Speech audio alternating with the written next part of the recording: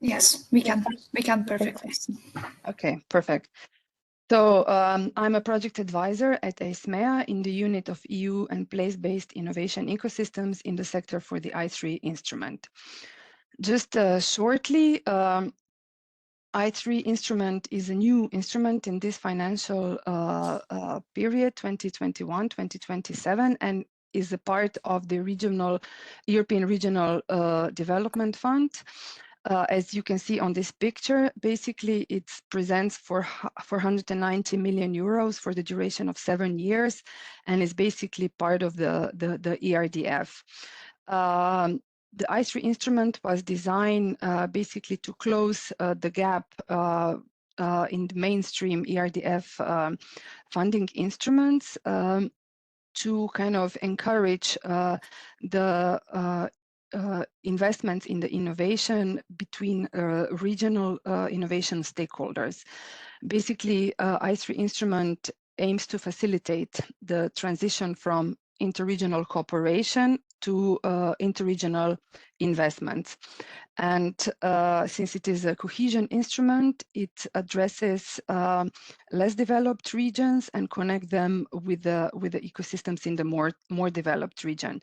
It also strengthens building the interregional value chain, and basically aims to support interregional innovation projects in their efforts to scale up their innovation and commercialize their innovation, put them on the market.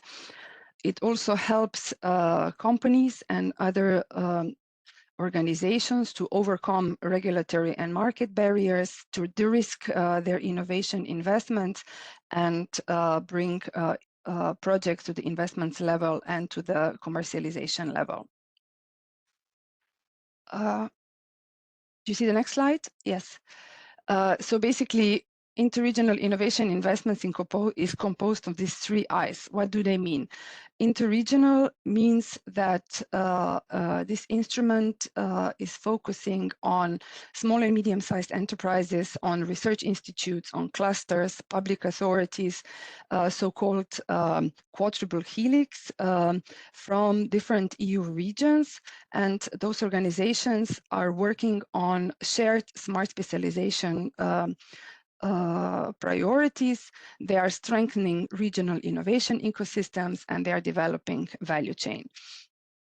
I3 instruments supports different activities that are closer to the market, like, for example, testing of the different technologies and different innovation, piloting, validation of the different technologies and different innovation, and market replication of innovations.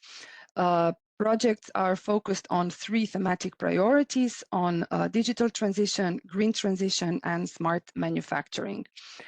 So what can you expect if you are part of the I3 instrument project? You can expect financial support and advisory support for joint innovation projects, where you mature your innovation from TRL 6 to TRL 8 or TRL 9. So basically bring your innovation closer to the market.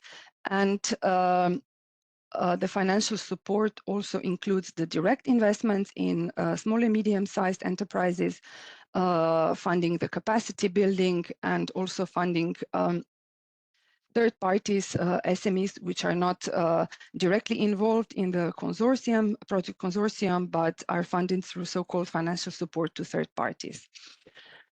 The projects in the I3 instrument are usually composed of minimum 3 to 5 partners, but in average they are composed of more partners. Especially investment projects are composed of 10 or more partners. Partners have to be from different member states and from different regional ecosystems.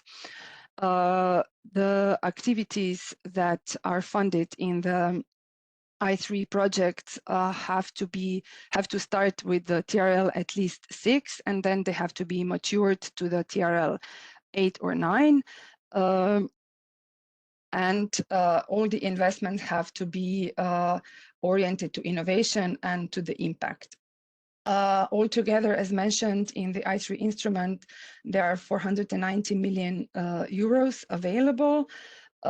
This for 7 years. Every year we have 3 calls for the proposals, and for investment projects we are funding up to 10 million euros per project, and for the capacity building projects we are funding up to 1.5 million euros per project. For the investment project, there is a 70% of the funding rate for all beneficiaries and for all cost categories, except for the financial support to third parties, where we fund 100% of the cascade funding. And for the capacity building project in Strand 2B, the projects are funded and all the activities are funded 100%. There are 3 strands, as mentioned. Strand 1 and Strand 2A are investment strands, where we fund investments in the innovation, interregional investments in innovation, and Strand 2B is then for the capacity building.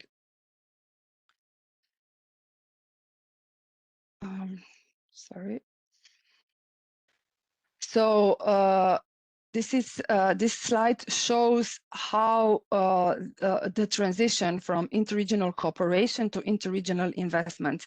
On the left side, in this orange frame, you could see phases of learning and connecting, where regions who are or regional organizations, let's say, who are participating in different partnerships, in different networks, they learn from each other, they connect, and they prepare investment projects in the pipeline.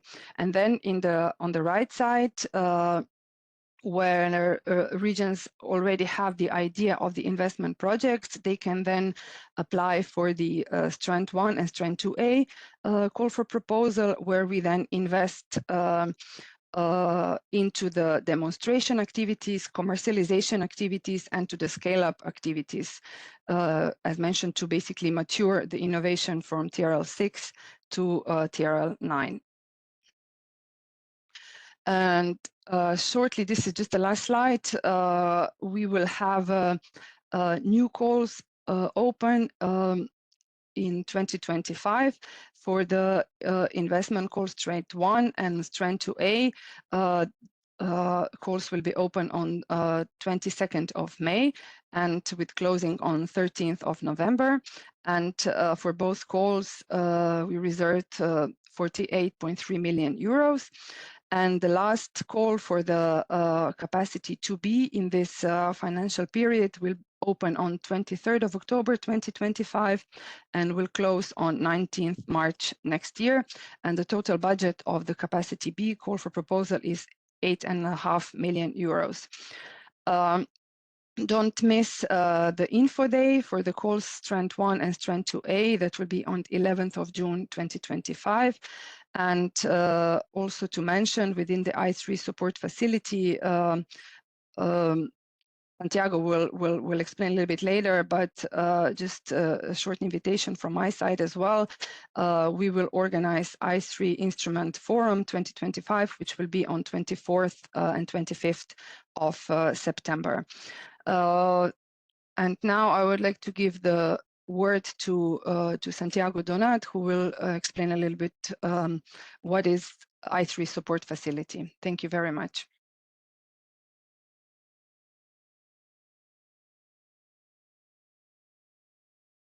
Thank you very much, Maya, for this introduction that fits perfectly to describe briefly the main activities we are currently doing in the I3 support facility. The first slide is also a bit to introduce the I3 instrument. That was perfectly done by Maya. But in the next slide, we can see the case for this support facility. And one of the reasons is because after first calls, more developed regions are always more presented in I3 projects so far across all strands, and less developed regions, especially in certain parts of Europe, are less involved in these I3 projects. and also outermost regions are significantly out of these networks that are being built. For these reasons, DG Region ISMEA launched the support facility for the I3 instrument to address these challenges and also to exploit synergies. And it was explained before in capacity building issues with other initiatives like the 2B strand and also the S3 community of practice, and also synergies with other ERDF investments. In the next slide, you see the general objective is, of course, to contribute to this development of regional national value chains in Europe through interregional collaborations, but most specifically is to increase the capacities of the stakeholders. The main stakeholders of the I3 support facility are public authorities, innovation stakeholders, and also DG Regio and ISMEA. For public authorities, the increase of the capacities is to help especially in less developed regions, to build these ecosystems, mobilize SMEs, entities to participate in these projects, bring investment ideas to projects, and also create the conditions through initiative, instruments, funding to help these stakeholders to participate in these networks at EU level. Also, innovation stakeholders is to increase the capacity to find partners, also to get insights from I3 implementation, and also to participate in other events, networking we are organizing. And also DG Regio and ISMEA are very interested to get information about implementation and to be able to improve the policy for the next rounds, next program periods, and keep developing this tool to support interregional innovation investments. Then in the next slides, I will explain the I3 support facility is a project, a 3-year project, working hand to hand with ISMEA, and is made out by 9 partners. And in the next slide, we'll show our approach. We have a threefold approach. Is first, knowledge generation. We are building the I3 observatory, where will be possible to see visually the implementation of I3 projects, as well as other interregional innovation initiative in Europe. There will be an annual report with all the insights of these projects. Also, there will be a partnerships platform where entities will be able to find other partners by type of entity, region, sector, technology, etc. that is currently under development. And also the policy lab is to stimulate exchange between policy makers and also those entities that are participating in policy design in the regions to share good practices and policy experimentation. It is foreseen to have 3 discussion groups per year. This year, the 3 discussion groups are about engaging managing authorities in interregional collaboration, number 1. Number 2 is about building regional value chains, and number 3 is ecosystem dynamization. And yeah, policy briefs and webinars with the results of these policy discussion groups will be shared also soon. And in the next slide, the other approach is knowledge sharing. We have a website under development where we will share all this information.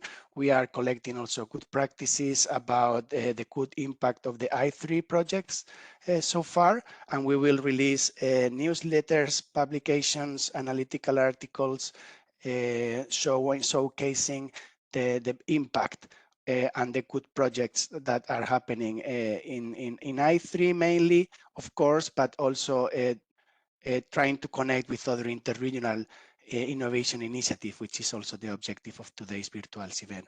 And the last pillar is exchange and networking, where we foresee virtual and in-person events. These virtual events we are having 12 virtual events per year, and also we are having in-person events with the annual forum of the I3 instrument, and also we are preparing regional national events in specific places to promote the I3 instruments. but also we are launching a working group for I3 to be strand coordinators to work to exchange and learn from other developing these ecosystems in the regions and developing the new capacities to develop these innovation ecosystems. These are briefly the services and our approach in the I3 support facility. Just to complement what Maya said, also to extend our invitation from the I3 support facility team for the annual I3 Instrument Forum will be this year in Brussels, 24th of September, and also 25th of September will be the I3 Coordinators Day as well. And yes, that's it from my side. Just the last thing. Yeah, forgot to mention the events in regions and member states. We are having a national event in Lithuania this month in Vilnius Tech, also in Croatia at the end of the year.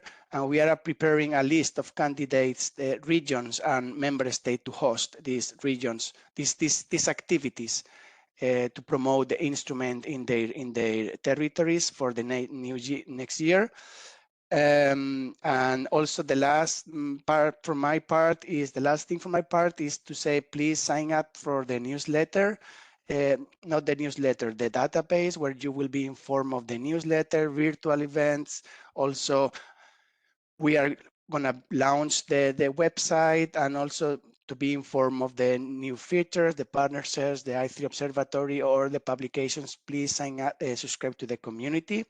For the moment, we are in the ISMEA website under the I3 instrument section.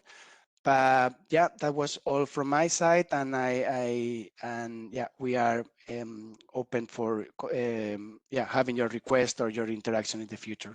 Thank you. Thank you both to Maya and Santiago for these introductions to I3 and the I3 support facility. So let's now dive into today's topic. And I would like to pass the floor to my colleague Jan Kramer, who will start us off with the presentation.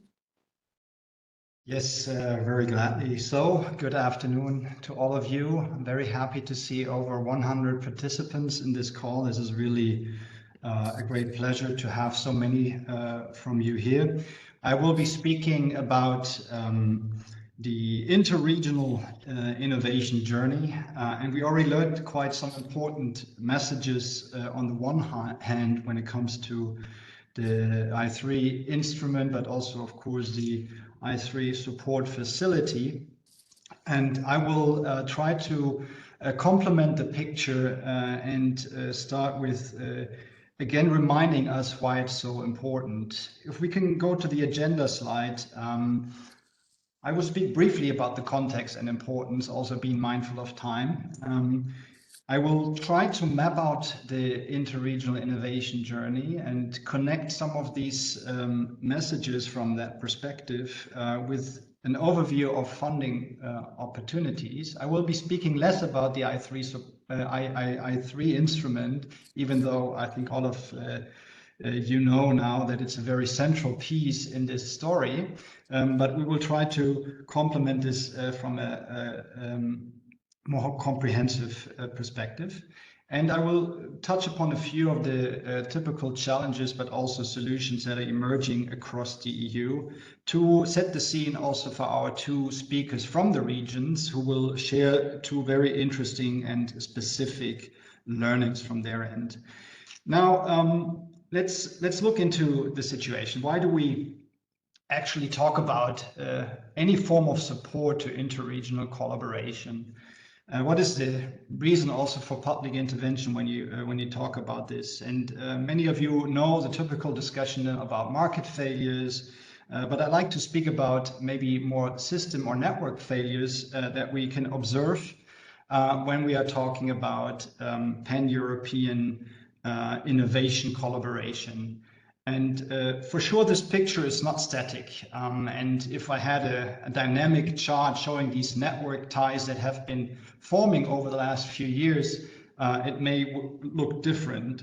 But what we certainly see in some key parameters is that innovation, also interregional innovation, often still stays within the national borders. The map that you can hardly read on the slide can maybe at least put one message to you. If you look at the links coming from one country to another, they are limited. Why is that so? There may be some reasons related to funding or maybe also incentive structures, but it's also very often linked to availability of the information to whom I can reach out. And also that existing networks often form in my closer proximity. They also form maybe in the same culture and language. And this is unfortunate, and this is a situation at the same time that can be changed, which is a good message. But all of the research that you can look at the moment will state that there's an untapped potential. And clearly, and this has been nicely introduced by Maya, the European Commission has long been looking at this topic from various DGs, and in particular with the introduction of the I3 from this funding period onwards, this increased focus on leveraging the potential is substantiated with a relevant funding volume in order to also ensure that we can better utilize these interregional innovation potentials. And when looking at this a bit more deeply and also on the importance of public funding instruments, you can very easily see why this is so crucial. We may have a number of projects which have been started maybe locally or in your region, and we have topics from more established to especially newer topics, looking for instance at hydrogen technologies, which I will just speak about in a second. Now this innovation idea may be emerging, but it does need further support in order to come, and I quote you here, from innovation to investment. And this is something that often is then limited if we keep it in the local and regional context, and therefore interregional innovation journeys are supported if we have the right financial means to do so. It may also lead actually to tapping into opportunities which will otherwise not be captured because regional funding may be limited, and therefore to look out for interregional funding opportunities brings you a lot of value.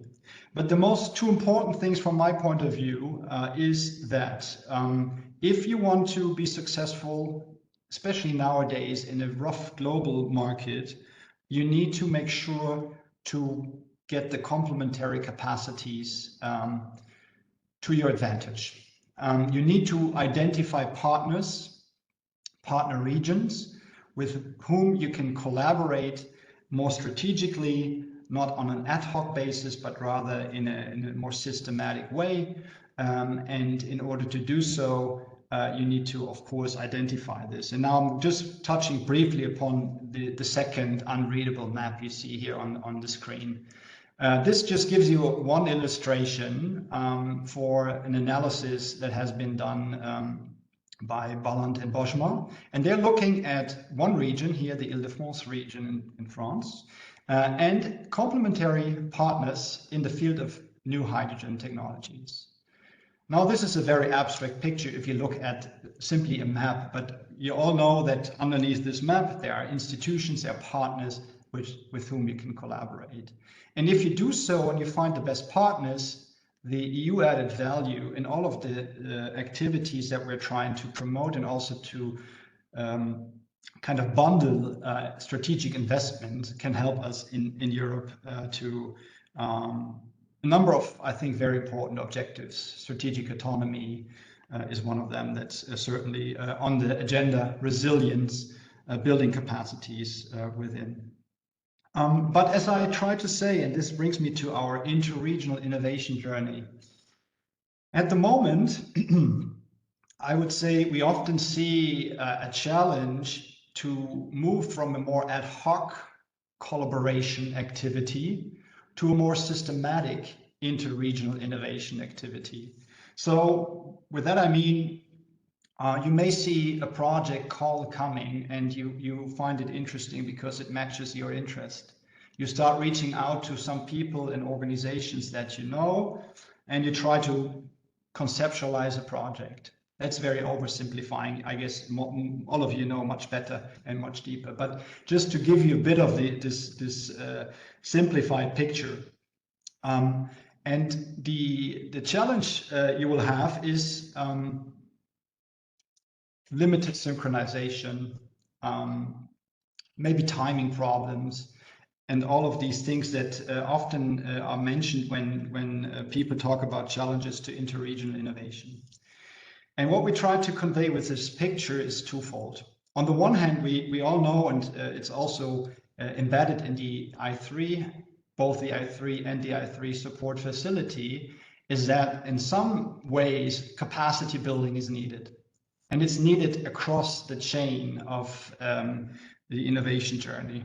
It can be on a more basic level, building capacity by training and peer learning, but it actually goes on also to the area of deployment, because we all know Europe is great in invention, but not so strong on innovation when it comes to commercialization and deployment. And therefore, this thinking about the different stages becomes very important. We also know that research and the research community overall is quite international, right? But still, to stimulate this also from the point of view of priorities that we want to establish in Europe, in different areas, interregional collaboration in research and development becomes important. And last but not least, and this has already been touched upon in the presentation and the emphasis that Maya gave, support for close to market projects where, repeating myself, we typically have the greatest challenges in moving towards this TRL 7 to 9 area. And where we also, I think, see that the benefits of a pan-European approach can actually be the greatest. Because in this area, we also see that you need partners and competencies that may not be easily accessed only in your region. Now that brings me to the right side. And this is a picture taken from a project, a Horizon project, and further developed. Maybe you have already come across this narrative of the innovation corridor. And I'm not going into the details here, but the key message that we wanted to take with this picture is, if you are clear on your priorities in your smart specialization strategy, and you are clear who could be your complementary partners based on evidence, not based on coincidence, right? You can start building an interregional innovation partnership that is looking at this whole spectrum of opportunities in a strategic way, preparing projects in advance, looking at common interests, finding the right partners, utilizing the whole portfolio of projects that may have received funding in other stages of this different steps. And at the end of the day, I think leading to higher impact on the ground. And this I will talk about now in the next minutes. When looking at the portfolio of funding opportunities, we don't have the, let's say, idea of being comprehensive on all of them. But even on this picture, you already find 15 different possibilities that can actually help you driving interregional collaboration, from capacity building for interregional innovation to the research and development collaboration to close to the market project. In the first and the last part, we have the I3, as we've already heard, with different focus areas.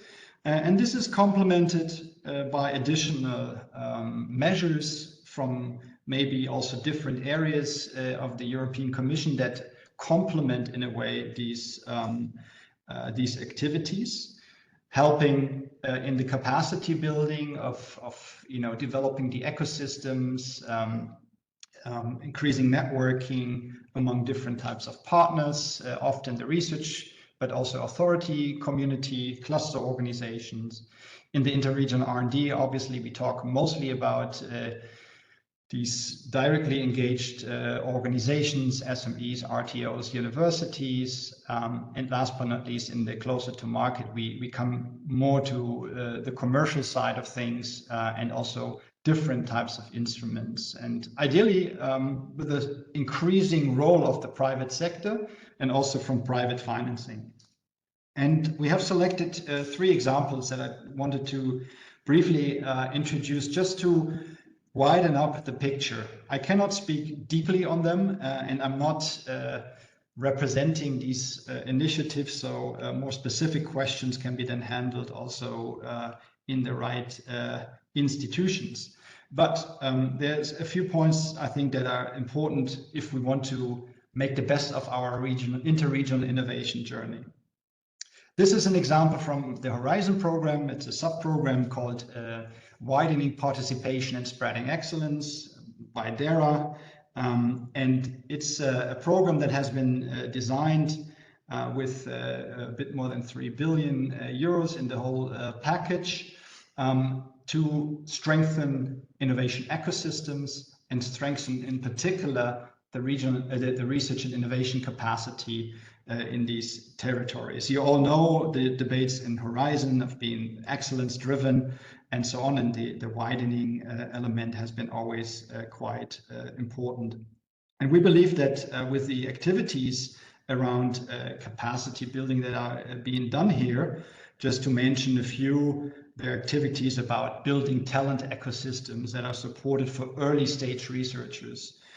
There are some experimentation and good practice exchanges around knowledge transfer and innovation uptake. There are also public engagement activities that are developed in order to make the scientific community more visible in the ecosystems. So all that shows you there can be capacity building that is quite complementary to the needs that we have, and also building capacity, as we know, requires a lot of emphasis. And in the innovation journey, this is exactly what can be done. It helps less developed regions, it's connecting them, it's integrating them into broader research ecosystem, I would emphasize. But it could also move activities closer to the prototyping and closer to market activities within the I3. And therefore, we believe, just as an example, we need to take a look strategically at the whole portfolio of funding instruments that are there to strengthen interregional innovation. The second example I've chosen is the Eurostars program. It's a co-funded program by the EU and national governments. It is an example for interregional R&D collaboration. It's mostly targeting research-oriented SMEs. It has a pan-EU network. Obviously, the EU member states are the foundation here, but we also have partners from other European countries such as Norway, Switzerland, but also Canada, Singapore, South Korea. So it adds another layer to the possibilities in R&D collaboration for SMEs. And it's really there to help finance innovative projects, but not to the highest level, but to the validation and prototyping stage. It has a funding volume of 1.75 billion in the whole funding period. And as I said, it is encouraging SMEs to collaborate with each other. Before coming to the impact slide, which I found just to illustrate it matters what we're talking about here, one thing which also could connect to our debate about I3 and smart specialization. This instrument is open to all sectors. It doesn't set specific topics that should be addressed. And now you could say, okay, what can it help me with my smart specialization strategy? I would say it can, exactly to that reason, can help you, because if your focus areas, your priorities in your strategy, you want to drive an interregional collaboration, Eurostars is open to help you there. And the impact example, and just pointing to a few areas here. We want these instruments to help, in this case, TRL 4 to 6 developments. And if you look at this chart, it basically supports this idea. This is coming from a recent evaluation that my organization was involved in. It shows you that most participants responded that developing new scientific and technical findings has been greatly achieved, and also that cooperation skills have improved. That's very good. I think that just confirms that we are all on the right track. And if you would go further into the multiplier effect of the investments, you come to a multiplier effect of 3.4. So for each euro invested, there's a 3.4 euro investment from the private sector. Quite impressive. But one point to highlight here is access to other sources of funding doesn't seem to have eased for the participants. And I mentioned this because of our idea of more integrative and systematic collaboration building across regions. This can be, I think, improved by this approach. And therefore, I hope that all the discussions we're having today bring us closer to this. When looking at closer to market, just one last initiative to highlight. You may know this, many of you, the Euroclusters, which is also an important element, I think, in this picture.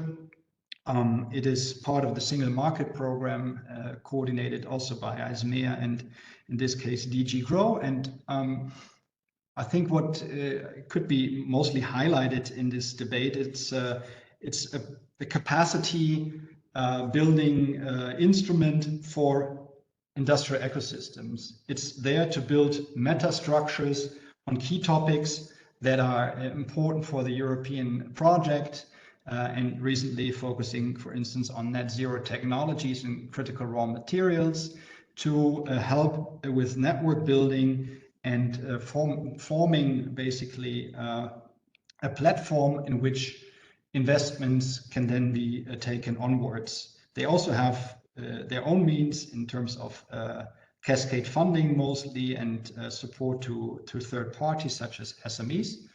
And similar to the I3, they are at the TRLs 5 to 9, so a bit broader, but falling into a similar category. And why do I say this? I think we need to also take this in mind, that building these meta structures takes time, and they need also financing to do so. Let's move to some challenges, and I will be quick because most of you probably know that. We know that capacities always are an issue, and the experience I think that you all will recognize is you need to have staff, qualified staff, to work on such projects and develop them. And this is something I think we all need to recognize, that building this capacity takes time and it needs duration in order to be meaningful. The second thing is, and I mentioned this already, where are the shared priorities? How can I find the right partners? So this matchmaking element, not just in terms of who's the right organization, that's of course a matter in itself, but also where do I find alliance partners for my interregional partnership activities. Administrative challenges in fulfilling requirements, flexibility in terms of when can I access financing, and also how can I sustain follow-up funding when I started to invest into a project. All these things, I guess, you are aware of, and I think still that we need to tackle them. And now, given that I'm a bit behind my schedule, I'm jumping to four examples before we come to a close here. I showed you some challenges, and you may say, okay, I've heard them, or I have another set of challenges that I could report. But I find it much more helpful also to talk about progress. And I can say that looking at the different examples that we can observe, there are a number of regions trying to figure out how to utilize these interregional potentials that we still need to tap. And we will hear later from Norte region, so I will keep that very short, but we find it very interesting that in the case of Norte, they thought about this mechanism of a follow-up grant to tackle this challenge about sustainability of financing. So they use some ERDF funding in order to ensure that the seed funding basically is not drying up and that there's a follow-up financing so that organization can use infrastructures that have been financed from elsewhere.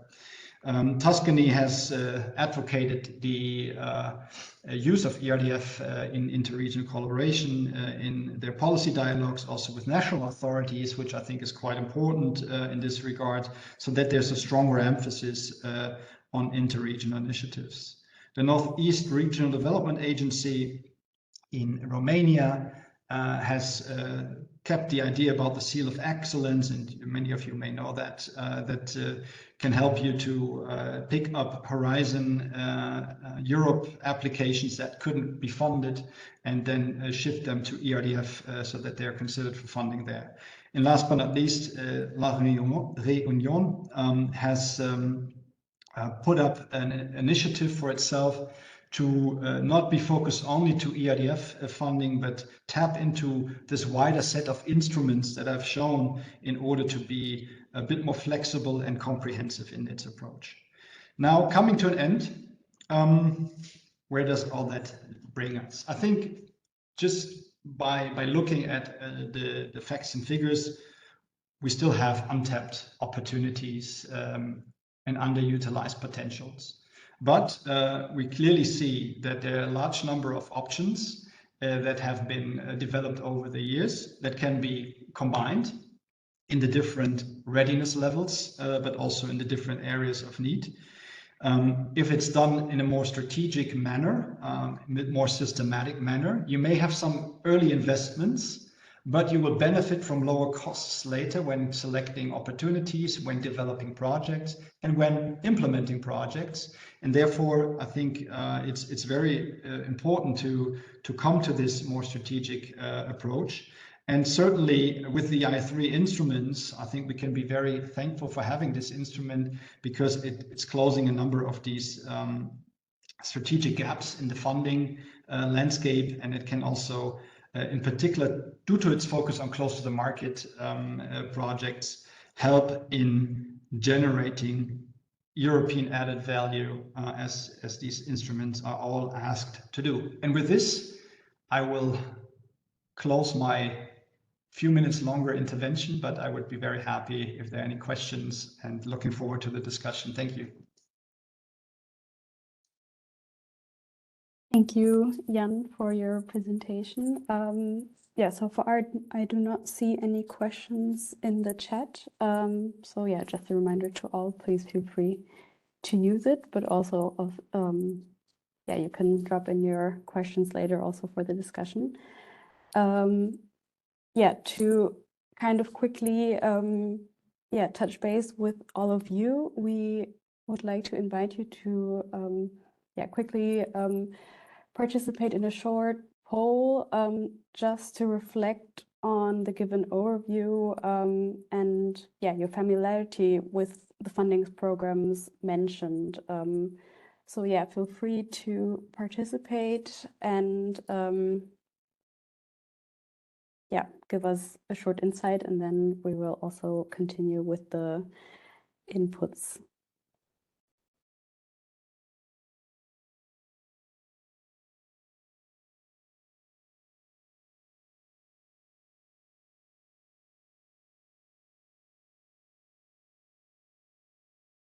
Isabel, can you also share a link that people can just click on? Yes.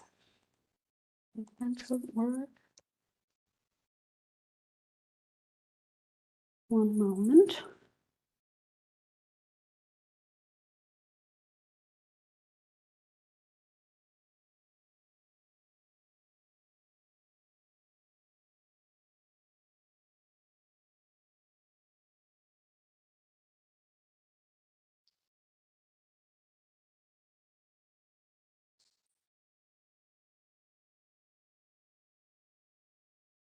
Okay, maybe I can already look a little bit at the results. There's the link. So people who did not access the Slido via the QR or the app, you can also click on the link. We have around 117 people, 28 answers. I think there's still room for more answers.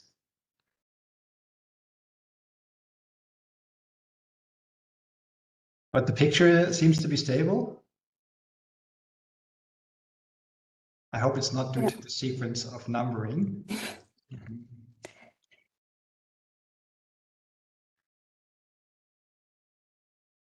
Okay. Yeah. So most of you know most about capacity building. I'm really a bit surprised, honestly, to see this result, because I thought these are the less known programs, but I'm also surprised that the lowest rating is close to the market funding opportunities. So I think this is also something that we can take on and have deeper discussions about. And in fact, we will have one example, which is certainly looking at the more close to the market activities when we have our colleague from Portugal speaking later. Okay, thank you.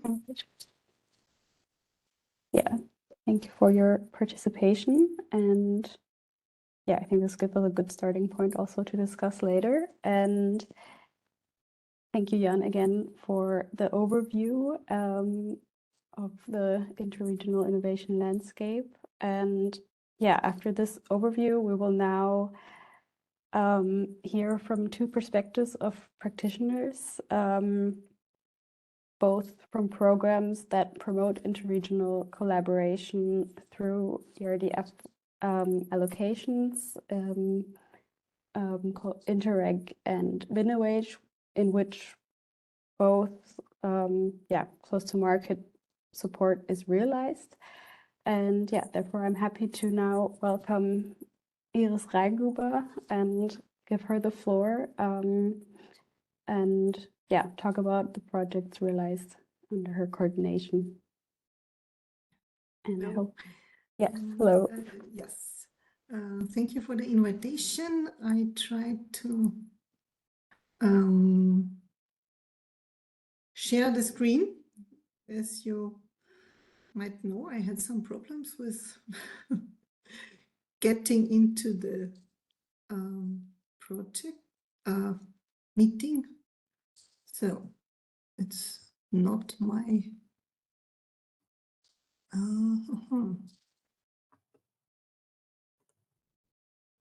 just a moment.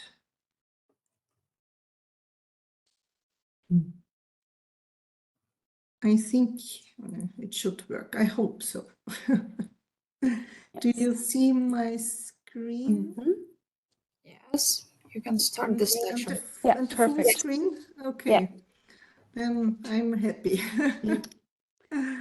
Okay, yes, just short information to my person. Yes, my name is Iris Reingruber. I'm a project manager for European cooperation projects at Business Upper Austria. This is the business support organization of Upper Austria, region of Austria. And yes, I'm doing this since 2006. I'm working in the business support organization in the Department for Clusters and Cooperation. The projects I'm working in are mainly Interreg projects from Interreg A, so Bavaria, Austrian, cross-border projects, or Czech Republic and Austrian cross-border projects, and also Danube region projects, Alpine Space, and Central Europe projects. And my persons, I'm not working in a specific thematic cluster, but I always cooperating with our clusters. It depends, of course, on the topic of the recent or relevant project.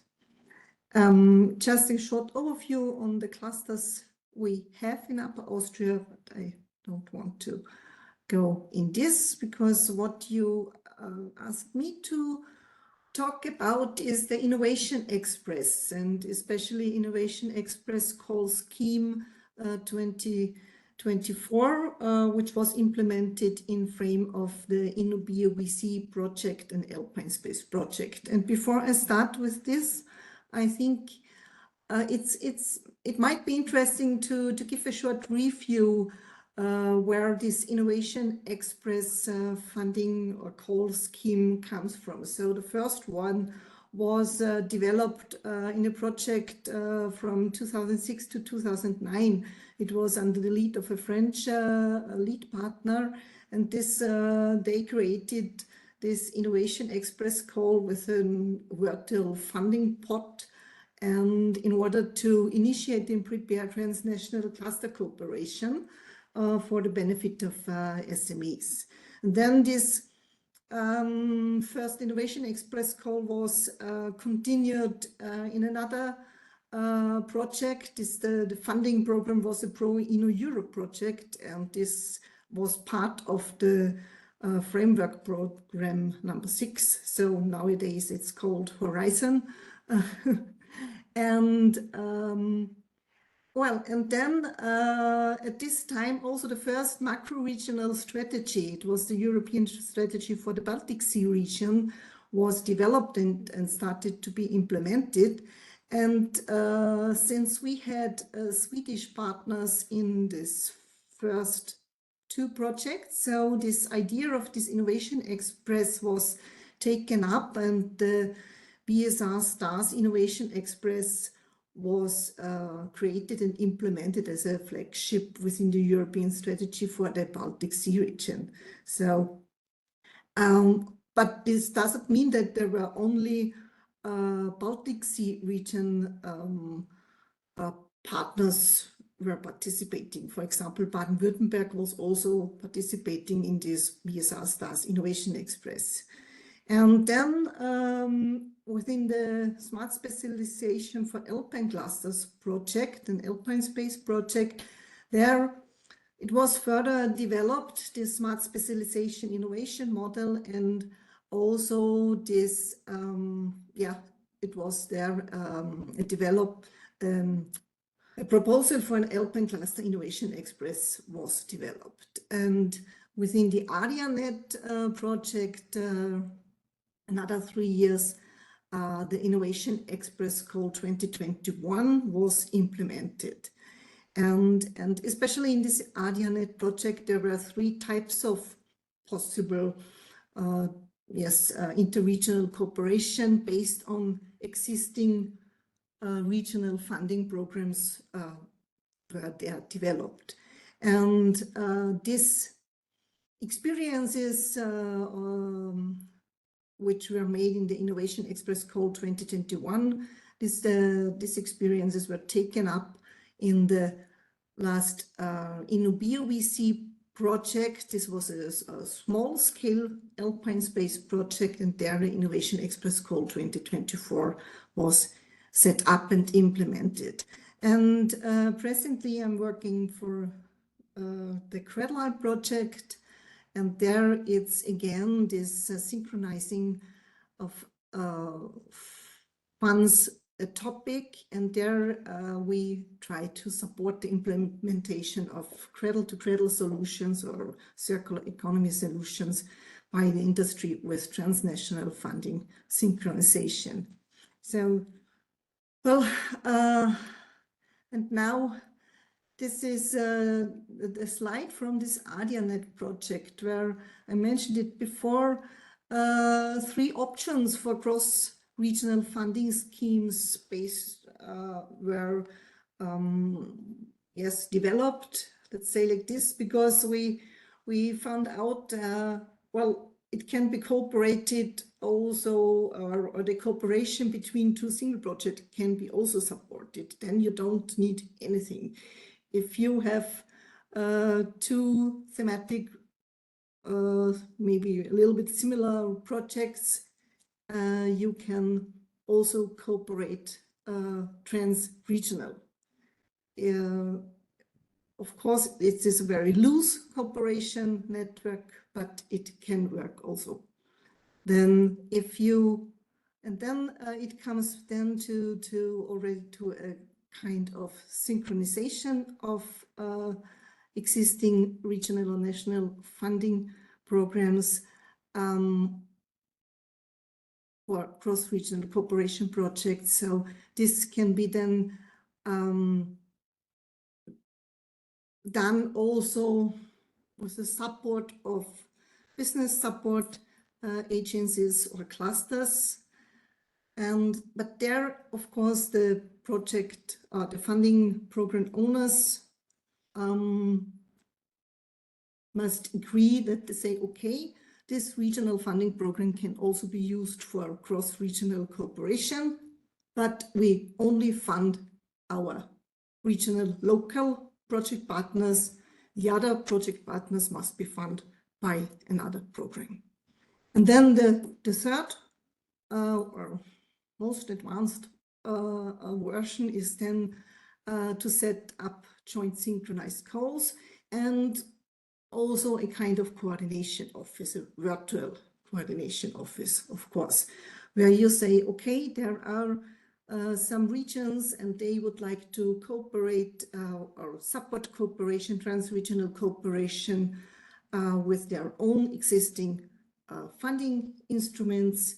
And then they choose also a common topic and a common time frame where they say, okay, and within this time frame, we will support the initiation and submission of project ideas to a special topic. So, and this is where the Innovation Express 2021 came out and was implemented. And also there are two projects were implemented within this call. Yes, and now I come to this Innovation Express Call Scheme 2024, which I was asked to inform a little bit in more detail about it. So this was, as I mentioned before, a small-scale project of the Interreg Alpine Space Program under the lead of the business agency Heilbronn in Baden-Württemberg. Then we had partner for Antea from Slovenia. Then Business Up Austria was a partner. We were taking part with a focus on the food cluster. Then the Chemie cluster in Bavaria was also a partner.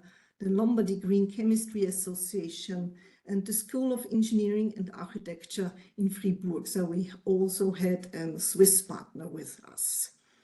For more details, if someone is interested, can take also the link afterwards. Well, as shown before with the history of this Innovation Express call scheme, so it is a widely acknowledged solution to facilitate cross-regional cooperation by synchronizing existing regional funding schemes. So, and what did we mean under the Innovation Express call with synchronizing existing regional funding schemes? So what we understand is that regions are participated with their own existing regional funding programs. So only the timing and the thematic scope of the call were synchronized. And of course, such an Innovation Express call scheme offers following advantages. So there's no need for new funding programs. Nothing new no, we didn't need additional budget or whatever. We tried to use this, the funding programs which are already existing, and also no new legal frameworks had to be developed. And a very important point, I would say, especially for the funding authorities, that there is no cross-regional transfer of funds. Well, then further on, the participating regions, they remained in full control of their administrative procedures, and also the financial management of the call, and furthermore on the decision-making process. So because the funding and the eligibility rules were in line with the regional funding program of the applicant's region.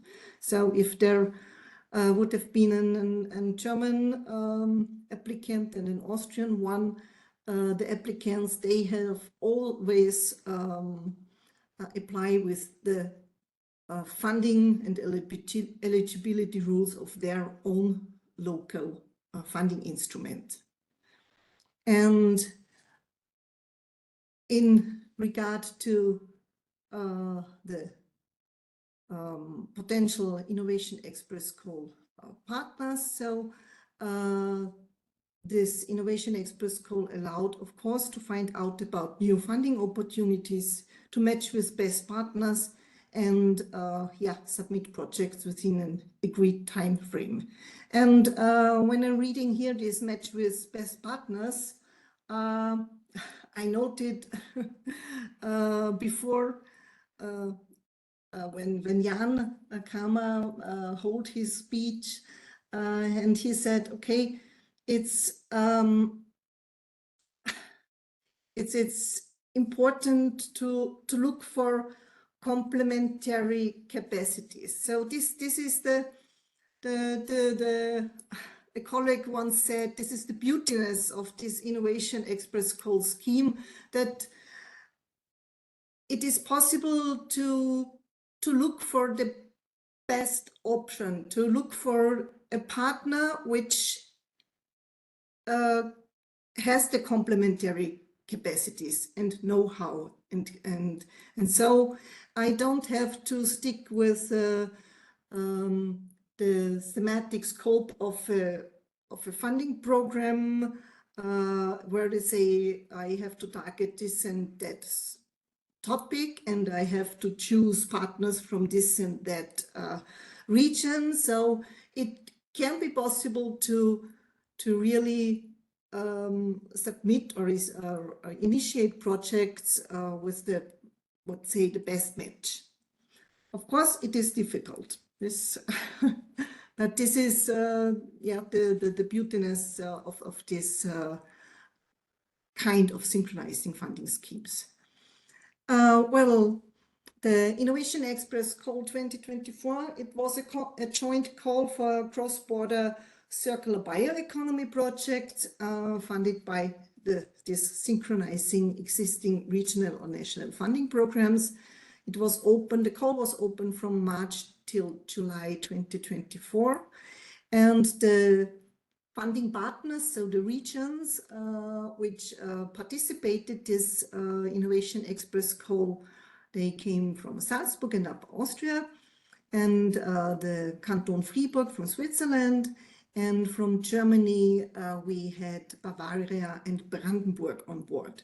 And you will note that, of course, Brandenburg doesn't belong to the Alpine space, but we opened this Innovation Express call also not only to Alpine space regions, also for regions beyond.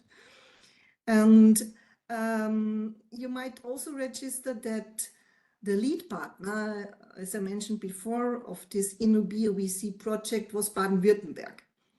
And Baden-Württemberg is not in the funding partners of this Innovation Express call. And this, of course, was very hard for us.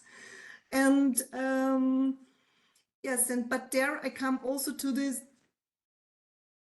yes, the challenges, the problems, what always might happen when synchronizing funding schemes, that you're very depending on external factors and reasons. And for example, in case of Baden-Württemberg, their funding program was expected to be launched, and then we postponed also the opening of the call, and then finally they had restrictions and cuts in the budget, and their funding program, which was intended to be used for the synchronized funding scheme, was postponed to 6 months later, so too late for the project. So yeah, this can happen, is of course not nice, especially if then for rather small regions, such a big region with potential cooperation partners is missing. Yeah. The call design was built on positive experiences and lessons learned, of course, of several previous Innovation Express calls.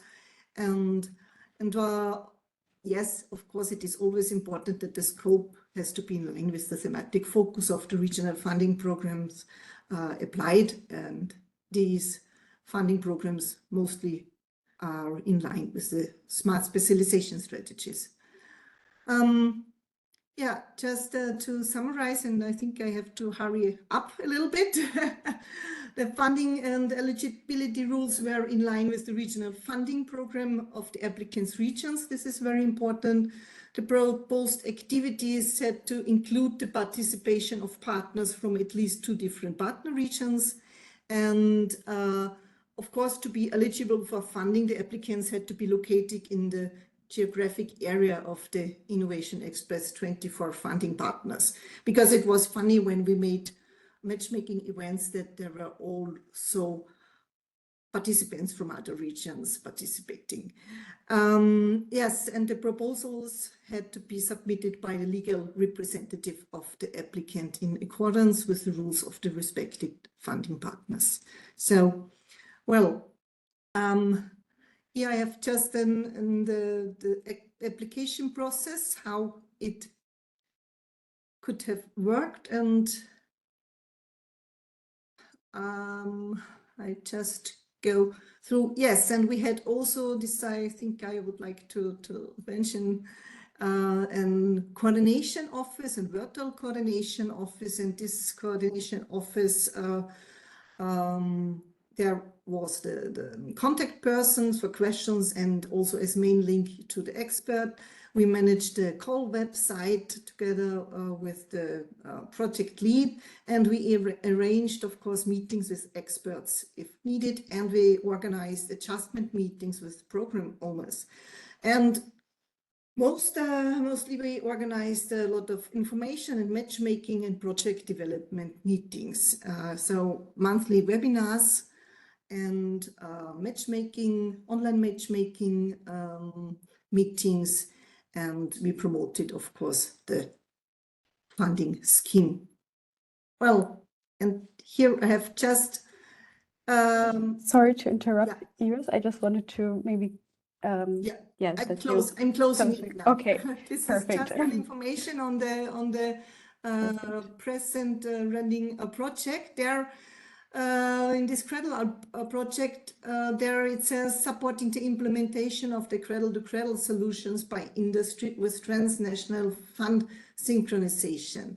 And there, this time, we explore the implementation of an Innovation Express scheme the other way around, because at this time we started to first to elaborate services in order to support the entrepreneurs in their circular economy or cradle-to-cradle transformation. And as a second step, we are now facilitating matchmaking a lot in order to build a community of potential project partners. And finally, we would like to trigger the SMEs Transporter Cooperation with the support of public funds by the Innovation Express scheme. Well, so, and then I finish my presentation. Thank you very much. Thank you very much, Iris, for your presentation and the insights to your work. Yeah, we had one question, but I think you also already answered that within your presentation regarding yeah, whether the funding scheme is open to all EU member states. But yeah, you also just specified that it's open to the partner regions and the Yes. the So, safe but regions. in general, of course, if there are regions which believes in the benefit of this trans-regional cooperation, they can yes, collaborate and set up such an Innovation Express scheme. So everyone can do it and participate. So if the topic and the yes, if they believe in the benefit of it. So this is the nice Thank you. part. Okay, perfect. Thank you for the clarification. Yeah, since we are a bit behind schedule, maybe just to give an overview, we are going to extend the webinar for about 5 to 10 minutes, also just because we started a bit late. But now I would also just invite Ricardo to yeah, start with his input and yeah, tackle the second practitioner's insights for today. Thank you. Thank you, Isabel. I believe you can hear me. Yes, perfect. Okay. We can see your You slides can as see well. my slides. So a pleasure to be here. Good morning or afternoon, everyone, depending on where you are. I'll be brief, and I'm happy to tackle any questions afterwards by email or that we exchange information afterwards. So I'm going to try to focus specifically on this VI Innovate funding mechanism, which was created within the Vanguard Initiative network. And so it is just one aspect of multiple ways that we are working in North region for interregional collaboration. But it is a funding mechanism that I believe is interesting to share in the scope of this webinar. And so I'll be very restrictive to that. Allow me just to mention North, for those that don't know in detail, is 1/4 of the Portuguese mainland territory, but we have 1/3 of the industrial production, over a half of the employment in manufacturing, and we produce more than half of the renewable energy. So we are a very industrialized, very active region. We have a smart specialization strategy with 8 domains, and I'm going to stop here in terms of the region. I don't have time to characterize it, describe it properly, so this is just to give you a glimpse. And we are part, among other international networks, of the Vanguard Initiative. This was something created 12 years ago, putting together almost 40 industrialized regions from Europe. You can see them mapped here on the bottom right corner. And within this scope, the idea is to bring together the domains of smart specialization strategies together and find common areas of interest and pulling together resources in whatever way is possible. 8 pilot projects, 8 areas of activity were defined for the Vanguard Initiative. For example, the North is active in 4 of these 8, not in all of them. And you can see here that we obviously have to match these areas of activity with our regional specialization strategy. So within this scope, about 2 years ago, the Vanguard Initiative Network decided to try to create this common funding tool for interregional collaboration that is focused on relatively high TRL projects, so 6 to 8. Exceptionally, some activities of TRL 5 may be possible, but it is very focused on this. And this fits together with the purpose of the Vanguard Initiative of working together, having policy influencing activities, and even try to promote new cooperation between entities of these different countries. So this Vanguard Initiative methodology has already demonstrated in several specific cases the ability to push upward in the value chain preliminary ideas into projects, and then from those projects into new ventures or startups and new value chains. Specifically on the VI Innovate funding mechanism, you can see here that not all the regions of the Vanguard initiative were able to come on board for this mechanism. So at the moment, these 11 regions will be participate in the 2025 call, which means that entities from these 11 regions are eligible for funding and for going into these interregional projects. So how are these projects, these eligible projects thought of?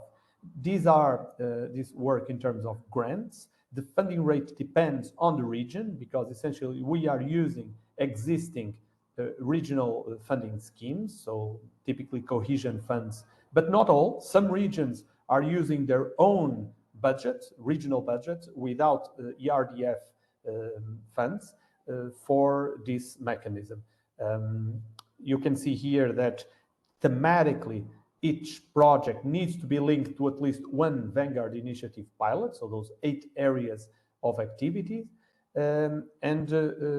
We need organizations from at least 2 different countries, and usually there has to be a small medium company that is involved, and some regions can fund other types of partners.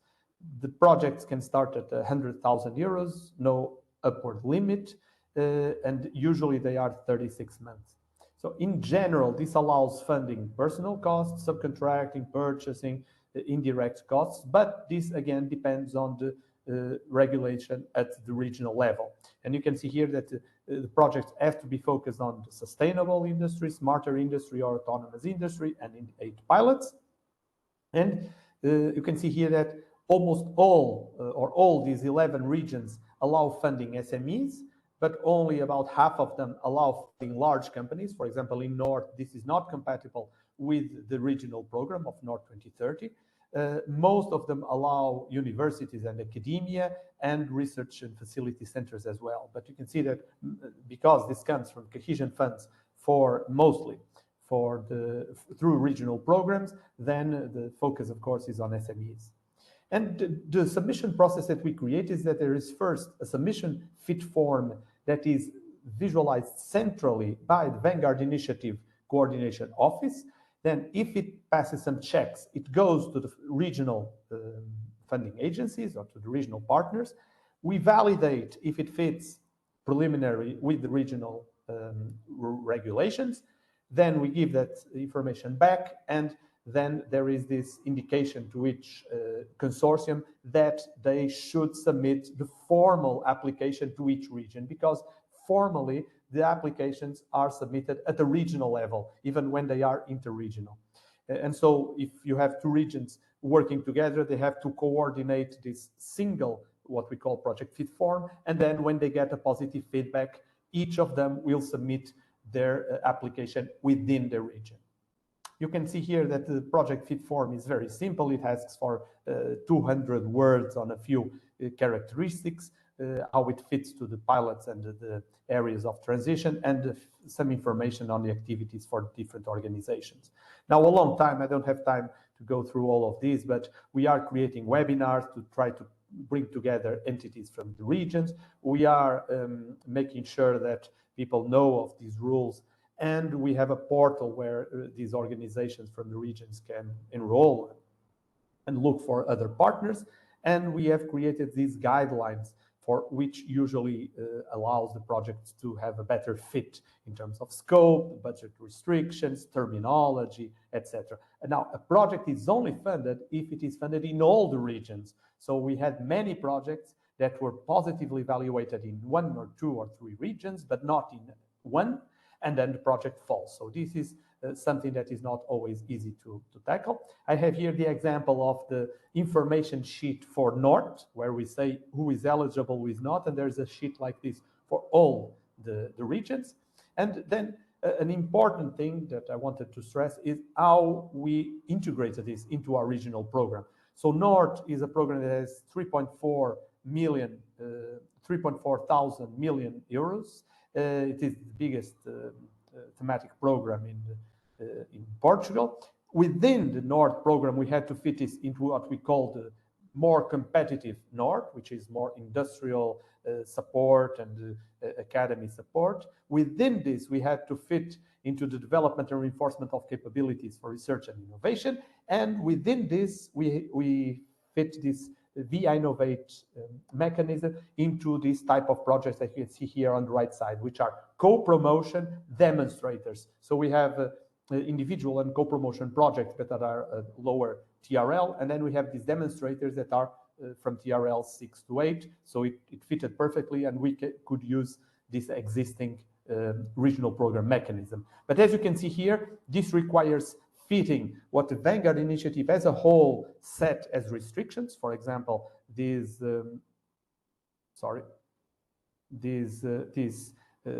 some restrictions regarding the pilots, regarding the scope, with what exists as restrictions for the regional program. For example, has to be led by an SME, has to comply to our smart specialization strategy. Also, the workflow, as you can see here, means going back and forward between the overall V-Innovate office and each region. So they have to ask for admissibility, we give it back. Then there is the formal process of analysis and decision. Then this allows the project to be approved or not. If it is approved at all regions, it goes forward.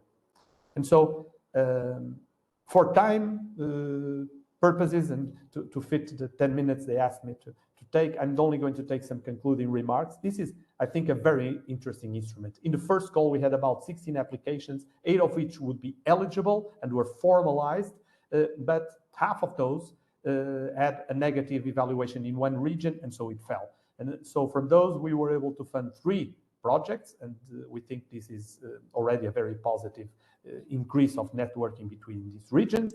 And the way that it was set up, it allows that we don't need new mechanisms, regulations, or transfer of funds between regions, because that would not be allowed by the rules of the regional program. However, this means a lot of coordination. The timeline of the mechanisms of different regions is also very difficult to work together, because many of them have these rigid timelines, and we need to have external evaluators involved. And although there is a common procedure, the beneficiaries only sign a contract with their own region, with the regional program, which means that after this contract is signed, if, for example, in a region a problem exists, a company closes and that region is no longer in the project, the other regions have to keep going, because the contract allows beneficiaries to continue with their project. So we still have a lot of open potential issues that we'll only find out during the next 3 years if it worked well or not. I think there should be more provisions for regional programs to adapt to interregional collaboration and to pool together funds from multiple regions. And although programs like Horizon Connect, and we are involved in one of them, have the funding support to third parties as a way to tackle this issue, and those also are very interesting, then I think that we need to have more overall flexibility for these type of programs, because it would be very interesting and it would help the EU in terms of the autonomy and the competitiveness that it desperately needs. So you have my contacts, and if you need, I'm happy to follow up on this. Thank you very much for your attention. Thank you very much, Ricardo, for your presentation. Also very interesting, and also thanks again to all our speakers today. Yeah, so to all the participants, we feel free to use the chat for any questions, or I think you can also raise your hand directly, and we welcome you to do so. There have been 2 questions in the chat. Well, now I see also a raised hand, but I'll start with the one from Richard Tufts that's directed at you, Ricardo, regarding the overall success rate of the Innovate project and the question of measuring the return on investment in these projects. Do you want me to I was going to answer in the text both to Jan Kramer and to Richard Tufts. So for Jan Kramer West first, no, according to the current rules, only regions from this Vanguard initiative network can participate. And the partners have the platform that I mentioned. So we have a platform where partners, organizations from all of the Vanguard Initiative network regions can place themselves, say they're looking for partners or seek partners. In terms of the overall success rate that Richard Tufts asked, on the first, it's difficult to say what success rate is. If we're talking about the application success rate, so the number of projects that were positively evaluated and funded compared to the initial number of applications, I think that we had on the order of about 15 projects funded from about 45 applications. So this was a high actual funding success rate, but this was mostly because it was still a fairly unknown mechanism. And so we think that now on the 2025 call, we'll have many more applications. So this is expected to go down. Also, the amount of funds that each region can allocate to this was fairly small. For example, North only initially allocated $250,000 to this. We then increased it to $500,000. And if it is good, if we have very good projects, we'll increase that. Galicia has 1 million. Some others have more, some others less, but the amount of fund is also not very, very interesting. And we limited the funding, I think, to 300K in each region per project on the 2024 call, which also means that large projects do not come to these calls. And in terms of ROI, we still haven't measured at all. Okay, thank you, Ricardo. We have another question directed at Iris regarding what was the most successful result from the call, and was it similar results observed across all regions, or were there more diversity in the results? The most important success is that project partners or potential project partners have met, which have met before, and also the projects which were implemented in the call 2021. So they wouldn't have done this without this Innovation Express. So it's still this setting up of yes, a platform and linking potential partners together. This is, yeah, it was more or less the most important. Also, the raising the awareness that it can work like this with this synchronizing funding scheme, so that the trans-regional cooperation can work with using existing funding programs. So it's very similar to the Vanguard initiative, so the Winnovate from the system, I would say. And also that the support, of course, of the business support agencies is extremely important. So because they have to cooperate, and they have then the links to the potential companies which might be interested in the trans-regional cooperation. Thank you. Yes, also thank you to Simona for the hint. Yeah, and we actually have one question from the group with the raised hand. Yeah, you're also already unmuted. So. Yes. Ozge, you can talk. We should hear you. Okay, hello.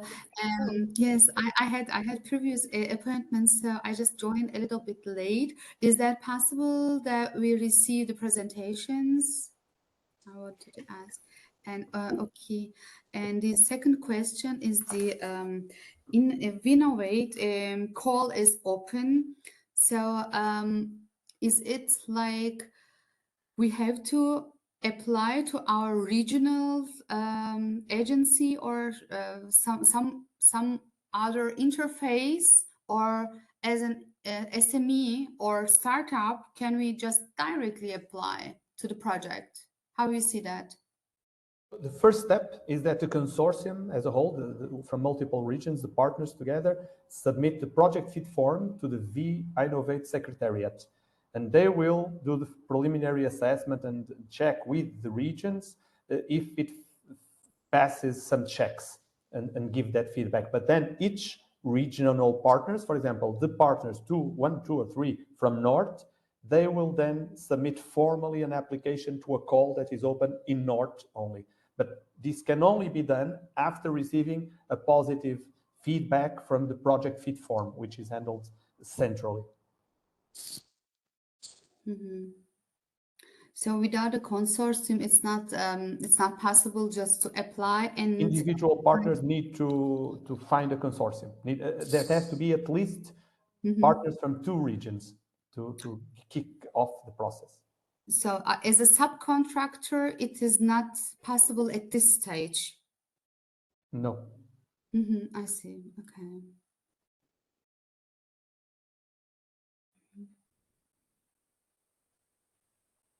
Okay, thank you for your question and also your contribution. And yeah, just to highlight, the recording of the presentation and all the slides will be published on the website of the i3 on i3. And yes, we have one more question in the chat that I would also take as the final question, and which is from Alex. What would you say was the biggest challenge of the prospective receivers of the FSTP while applying for it and while also being onboarded to the projects? Yeah, this is, I think, also directed at you, Ricardo, but of course. Well, I'm not sure here because this is not a funding support to third parties mechanism, the VI Innovate. I did mention that we are involved in a Horizon Connect project that is called System EU. And this it's a 50%, it has 50% funding from the European Commission, the Horizon Connect, and 50% has to be from the nation, the region, regional program, whatever, the country. And in this case, the funding support to third parties, I cannot really say much or anything about this because it will only start at year 1. The project just started, so only in 1 year from now, we'll actually kickstart the funding support to third parties. So apologies, knowing I don't have experience on that yet. Okay, thank you for answering. And yeah, also overall, thank you all for your questions and your interest in today's webinar. Yeah, we were very interesting, and yeah, sorry for also delaying a bit. And yeah, thank you for sticking along. And yes, we would like to also stay in touch and remind you that Simona already put the info in the chat that you can register for the newsletters and information on future events in form of the i3 support facility. So we look forward to welcome you again. And yeah, finally, thank you again for all the valuable contributions we had today and all the insights you provided, both from the more conceptual and the practitioners' perspectives. And yes, we look forward to seeing you all soon, and have a great rest of the day. Thank you.